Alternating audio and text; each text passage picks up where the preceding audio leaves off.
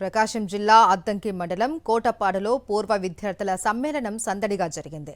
జిల్లా పరిషత్ పాఠశాలకు 100 ఏళ్లు పూర్తవడంతో ఈ పాఠశాలలో చదివిన పలువురు విద్యార్థులు ఒకే వేదికపై కలుసుకున్నారు. చిరుద్యోగుల నుండి పెద్ద ఉద్యోగాలు చేస్తున్న వారంతా పాత జ్ఞాపకాలను నెమరు వేసుకున్నారు. 1973 నుండి 1980 వరకు చదివిన విద్యార్థులందరూ సమ్మేళనంలో సరదాగా గడిపారు. ఆత్మీయంగా పలకరించుకొని చిన్నతనంలో చేసిన అల్లరిని గుర్తు చేసుకున్నారు.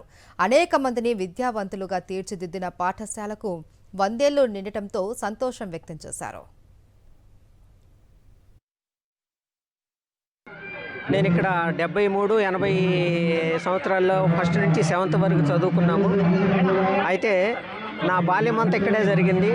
ఈ స్కూల్లోనే చదువుకొని మరి ఈ శతవసంతాల కార్యక్రమంలో పాల్గొనటం నాకు చాలా గర్వకారణంగా ఉంది, చాలా ఆనందంగా ఉంది.